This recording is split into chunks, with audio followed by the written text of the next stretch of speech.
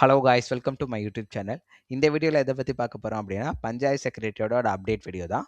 இந்த வீடியோவில் panchayat செக்ரட்டரியோட pension scheme என்ன, அதே மாதிரி பஞ்சாயத்து செக்ரட்டரி எல்லாமே சேர்ந்து ஸ்ட்ரைக் பண்ணிட்டு இருக்காங்க, அதை பற்றின ஃபுல்லாக அப்டேட் வீடியோ தான். ஸோ வாங்க வீடியோக்குள்ளே போயிடலாம். ஃபஸ்ட்டு பார்த்தீங்கன்னா, இன்றைக்கி நான் வந்து பஞ்சாயத்து செக்ரட்டரி ஆஃபீஸ்க்கு ஒரு டேக்ஸ் கட்டுறதுக்காக போயிருந்தேன்.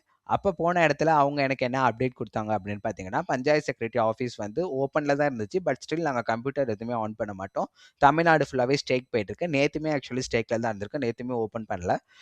இந்த ஸ்ட்ரைக் எதுக்காக அப்படின்னு சொல்லியிருக்காரு அப்படின்னா, தமிழ்நாடு ஃபுல்லாமே பஞ்சாயத்து செக்ரட்டரியோட ஜாப்ல வந்து சேலரி இன்க்ரீஸ் அண்ட் அது இல்லாமல் பென்ஷன் ஸ்கீம் பேஸ்டு வந்து எங்களுக்கு நாங்கள் ஸ்ட்ரைக் பண்ணிட்டு இருக்கோம் அப்படின்னு சொல்லியிருந்தாரு.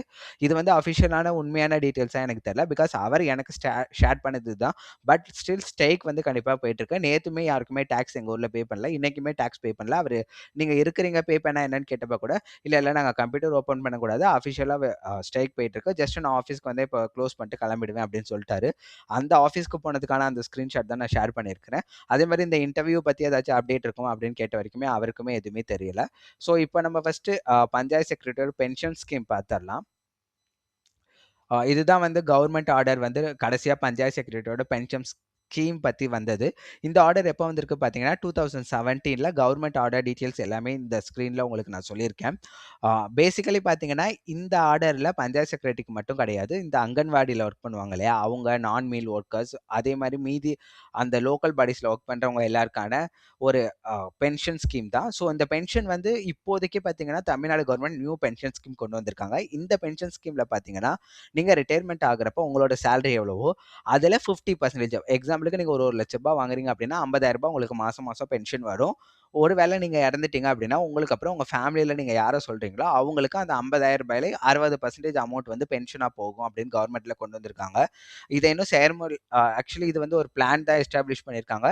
இதை வந்து இன்னும் ஃபுல்லாகவே வந்து பப்ளிஷ் பண்ணல. அதே மாதிரி இந்த பென்ஷன் ஸ்கீம் கொண்டு வந்தால் கூட அது பஞ்சாயத்து செக்ரட்டரிக்கு இருக்கா அப்படிங்கிற அஃபிஷியல் இன்ஃபோ எனக்கு தெரியலை. ஸோ இப்போதைக்கு எனக்கு இருக்கிற அப்டேட் படி இதுதான் கடைசியாக இருக்க பென்ஷன் டீட்டெயில்ஸ்.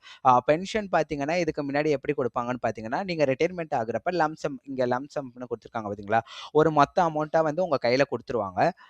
இப்போ நீங்கள் வேலை பார்க்குற எல்லா இடத்துலையுமே உங்கள் சேலரிலேருந்து ஒரு அமௌண்ட்டை பிடிச்சிட்டே வந்து அந்த அமௌண்ட்டை வந்து கடைசியாக நீங்கள் பென்ஷன் ஆகுறப்ப கொடுப்பாங்க. இதுதான் பேசிக்காக பென்ஷன் ஸ்கீம் அப்போ இருந்தது.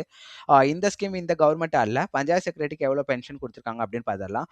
2017 இந்த ஆர்டர் வர வரைக்கும் பஞ்சாயத்து செக்ரட்டரிக்கான பென்ஷன் எவ்வளோ இருந்துச்சுன்னு பார்த்தீங்கன்னா ₹60,000 மட்டும் தான் இருந்துச்சு.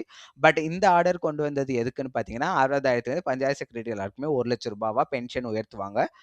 ஓல்டு ஆர்டர்லேயே இருக்கு பஞ்சாயத்து செக்ரட்டரி ஜாப் அப்படின்னு பார்த்தீங்கன்னா, நீங்கள் ஜாப்க்கு சேர்ந்தாலும் சரி, ஆல்ரெடி இருக்கிறவங்க ஜாப்ல ஒர்க் பண்ணிட்டு இருந்தாலும் சரி, அவங்க ரிட்டையர் ஆகுறப்ப அவங்களுக்கான ரிட்டையர்மெண்ட் அமௌண்ட் ஒன்லி ஒரு 1,00,000 மட்டும் தான் உங்கள் கையில் கொடுப்பாங்க. அதே மாதிரி பார்த்தீங்கன்னா இந்த கவர்மெண்ட் ஆர்டர்லேயே அங்கன்வாடி ஹெல்ப்பர்ஸ்க்கு ₹50,000, anganwadi worker including mini anganwadi ஒர்க்கர்ஸ்க்கு வந்து ₹1,00,000, குக் அசிஸ்டண்ட்டுக்கு வந்து ₹50,000, நான் மீல் ஆர்கனைசருக்கு ₹1,00,000 அப்படிங்கிற மாதிரி பென்ஷன் ஸ்கீம் கொண்டு வந்திருக்காங்க.